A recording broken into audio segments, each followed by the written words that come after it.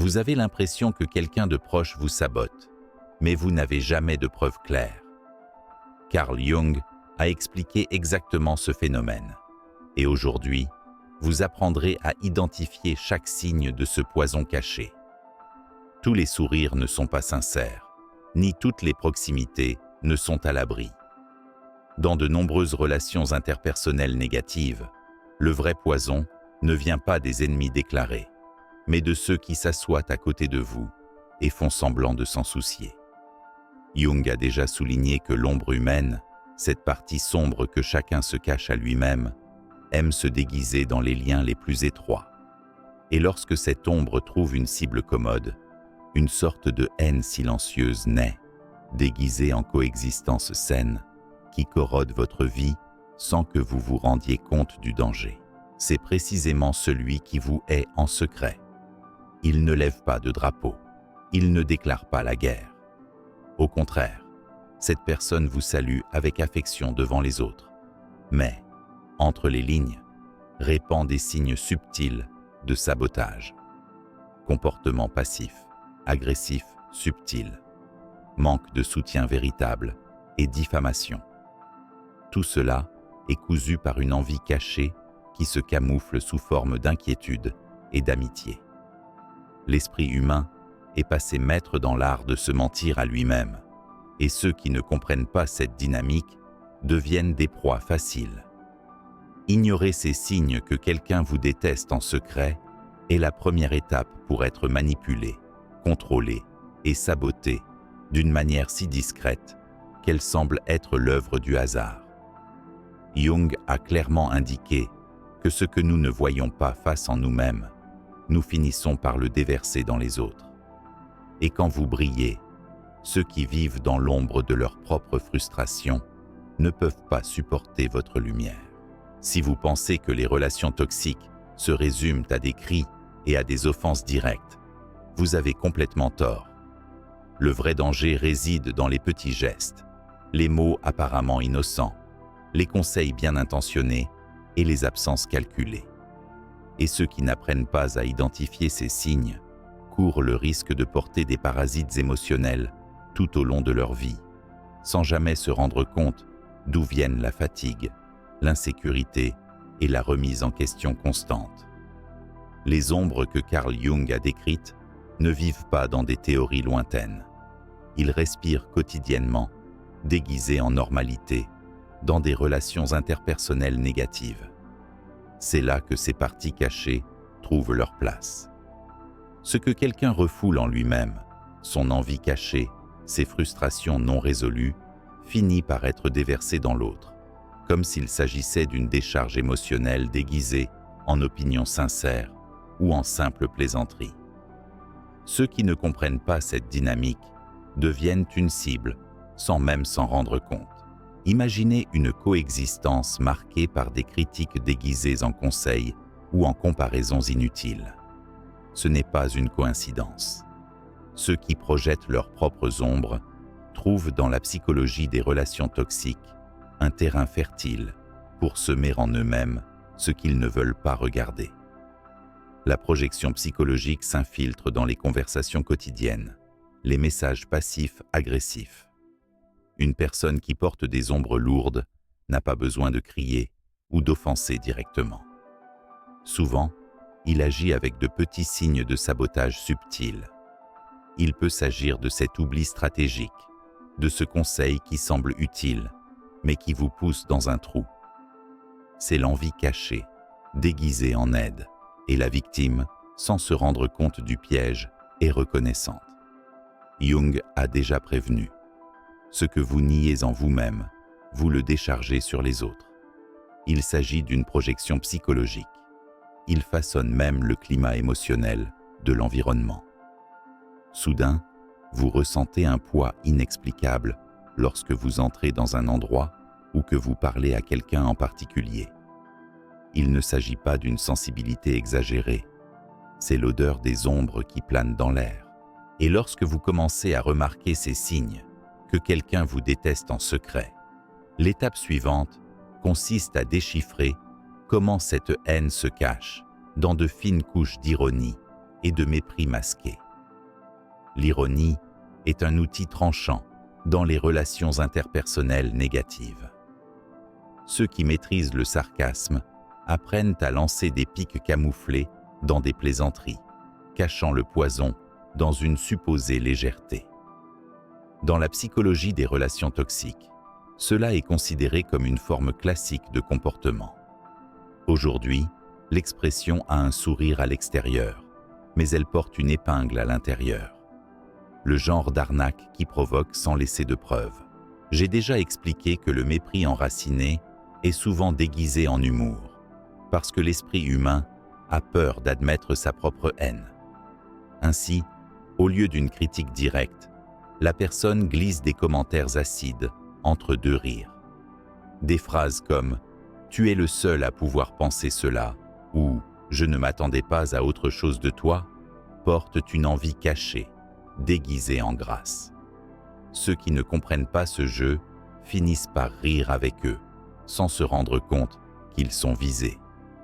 Des exemples de ce mépris voilé sont partout, lors de la réunion de famille où l'on plaisante sur vos choix de carrière, ou chez le collègue qui fait l'éloge de vos réalisations avec une dose exagérée de sarcasme.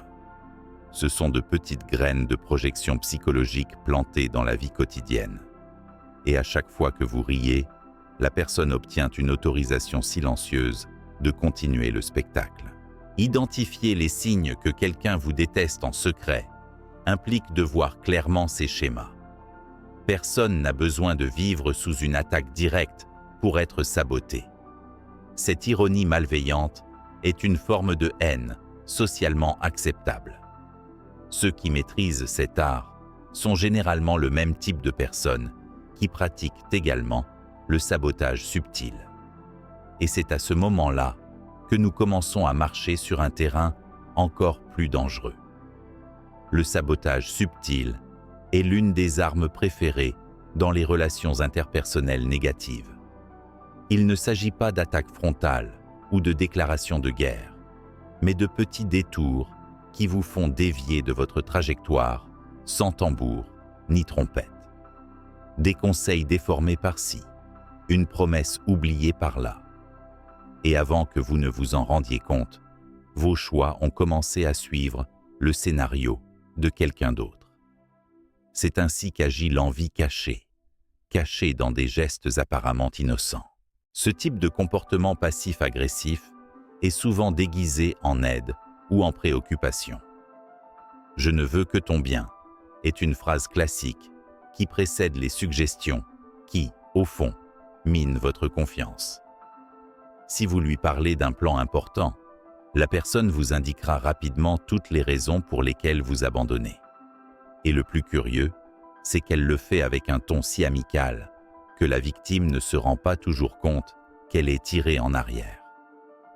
Carl Jung a souligné que la projection psychologique transforme l'autre en une scène où nous déversons nos frustrations.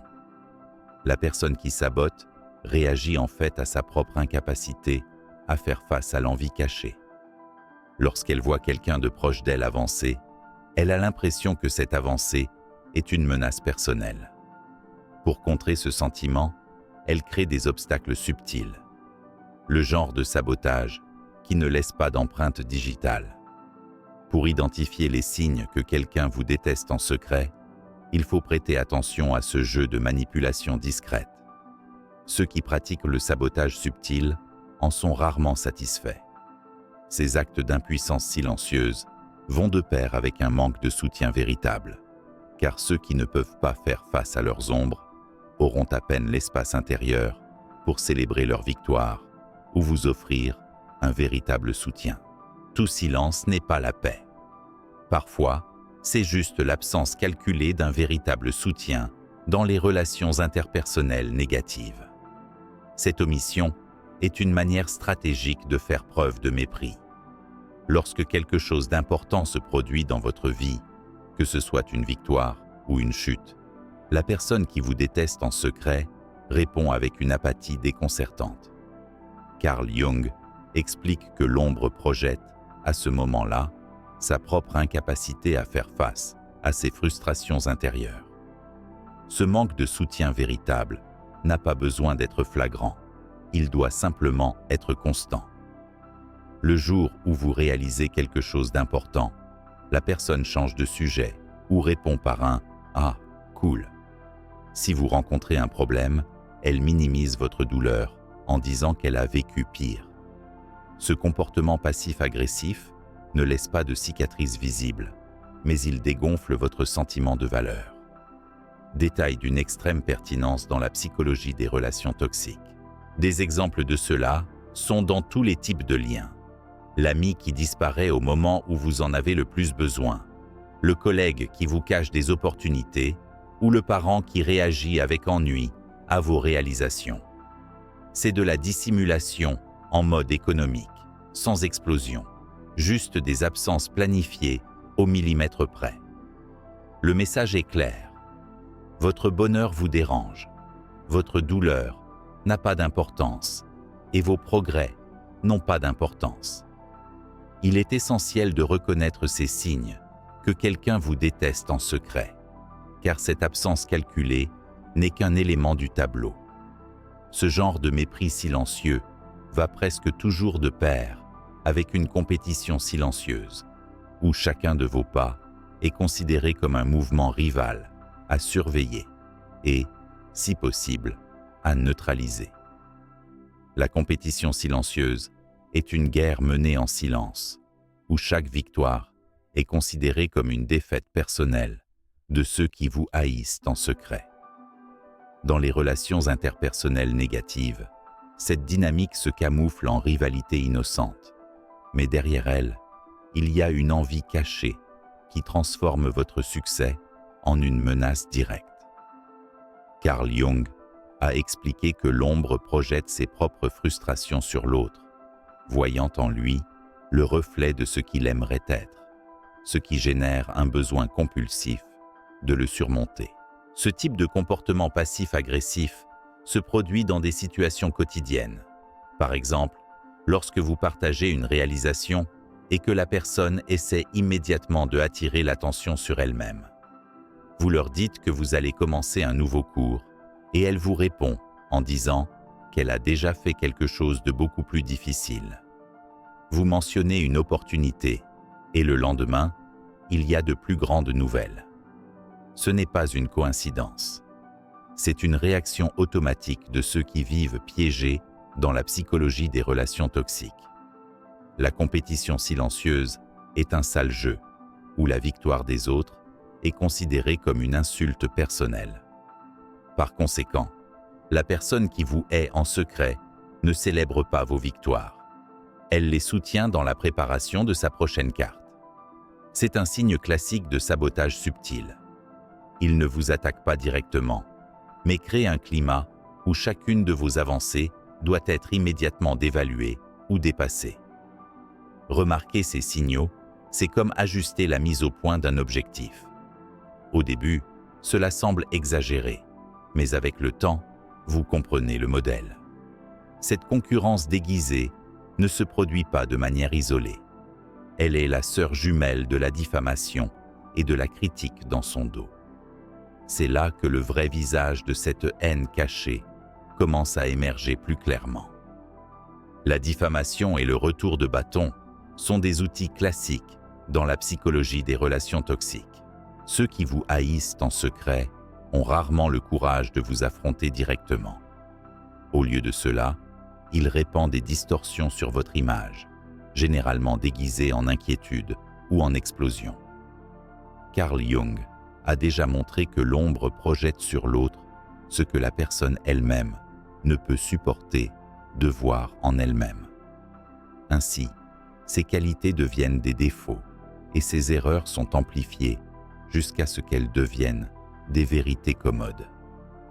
Si vous écoutez tout cela et que vous avez l'impression que ces ombres, ces projections et ces dynamiques toxiques vous frappent d'une manière ou d'une autre, il est temps d'agir. Il ne suffit pas de comprendre. Vous devez faire le travail intérieur nécessaire pour ne plus être l'otage de vos propres ombres ou des ombres des autres. Pour vous guider dans cette démarche, nous disposons d'un matériel complet et structuré. L'e-book 21 jours pour un nouveau mois. Vous y aurez accès à 20 exercices approfondis, basés sur la psychologie analytique de Carl Jung et les réflexions existentielles de Dostoïevski.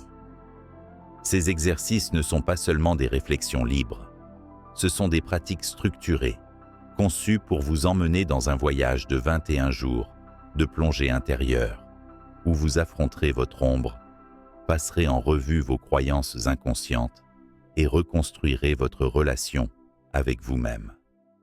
C'est littéralement un protocole de transformation psychologique. Cet e-book n'est pas un divertissement. C'est un outil de travail intérieur. C'est pour ceux qui sont vraiment prêts à regarder à l'intérieur, à sortir du pilote automatique et à construire une nouvelle façon d'exister. Si c'est ce que vous recherchez, le lien se trouve dans la description et dans le premier commentaire épinglé de cette vidéo. Commencez à changer votre réalité dès aujourd'hui.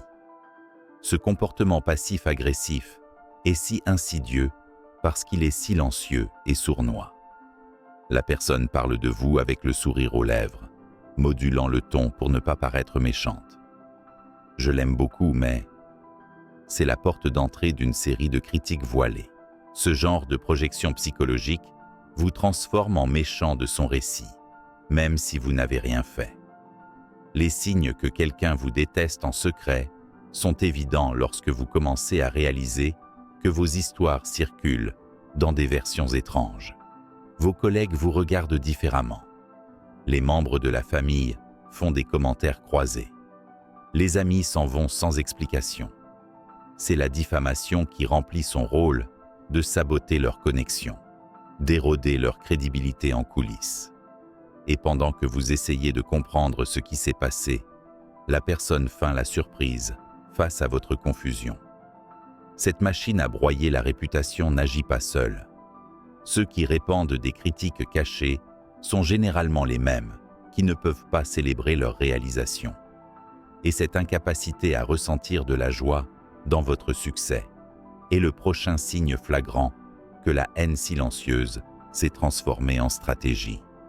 Rien ne révèle autant les vrais sentiments de quelqu'un que la façon dont il réagit à ses victoires.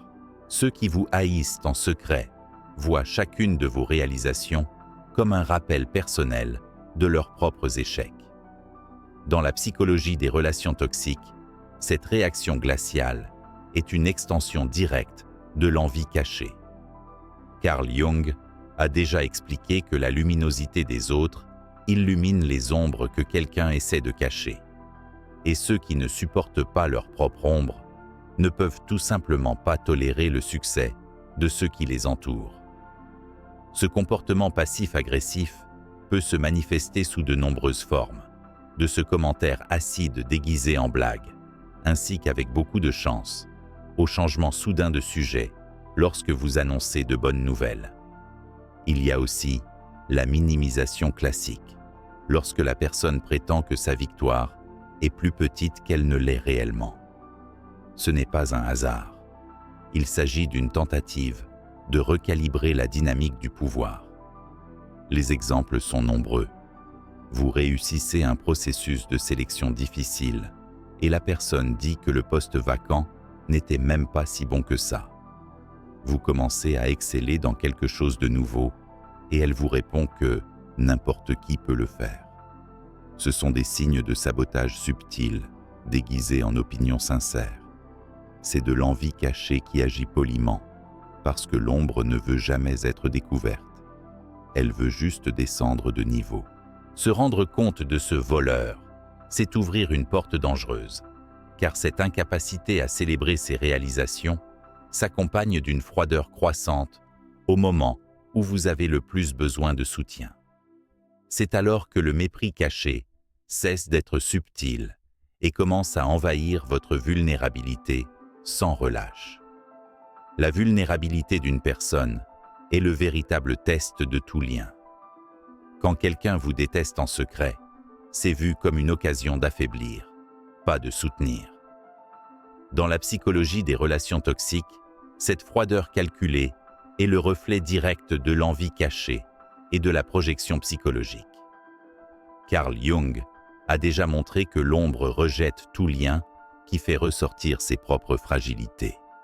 Et c'est exactement ce qui se passe lorsque vous vous permettez d'être vu dans votre moment le plus difficile. Cette froideur se présente sous de nombreuses formes. Il peut s'agir d'une impatience déguisée en conseils sévères ou de cette minimisation classique de votre souffrance. Comment vous exagérez? Au lieu de l'empathie, la personne adopte un comportement passif-agressif, indiquant clairement que sa douleur la dérange ou n'est tout simplement pas pertinente. Plus leur vulnérabilité est grande, plus le mépris est grand. Après tout, pour ceux qui jettent leur ombre sur vous, voir votre humanité est inconfortable. Exemple classique. Vous faites face à une période difficile au travail et au lieu d'entendre des mots de soutien, on vous fait sermonner sur la façon dont vous devriez être plus fort.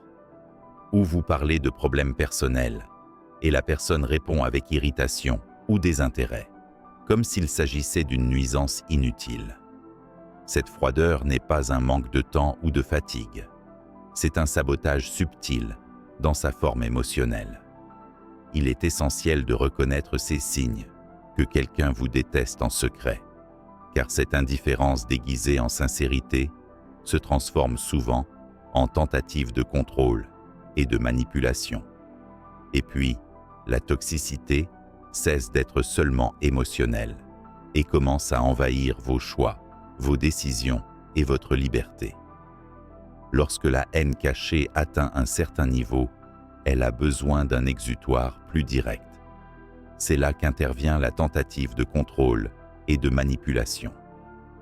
Carl Jung a expliqué que l'ombre, en projetant ses frustrations sur les autres, crée une obsession pour le contrôle du comportement des autres dans les relations interpersonnelles négatives. Cela se manifeste par des conseils forcés, des opinions non sollicitées et une vigilance constante sur vos choix.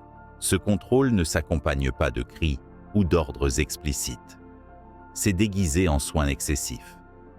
La personne dit qu'elle s'inquiète pour vous, qu'elle ne veut que le meilleur pour vous, mais chaque suggestion est une tentative voilée de vous mouler à l'image et à la ressemblance de ses insécurités.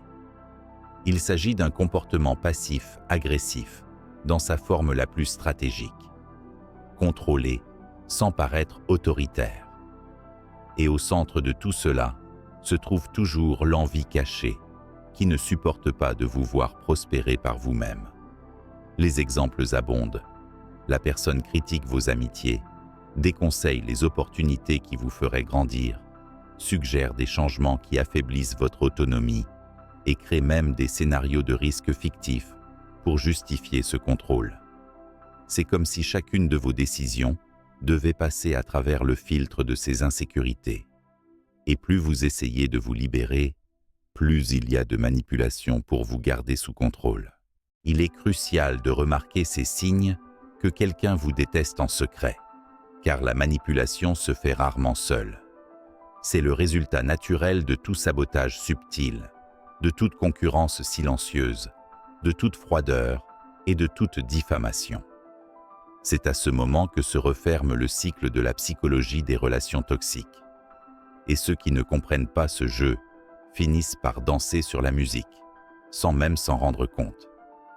Savoir identifier les signes que quelqu'un vous déteste en secret n'est pas un délire, c'est de la survie émotionnelle. Personne ne mérite de vivre entouré de relations interpersonnelles négatives, où chaque geste, chaque parole et chaque silence cachent une intention cachée. Carl a montré que comprendre l'ombre humaine est le seul moyen de ne pas être avalé par elle.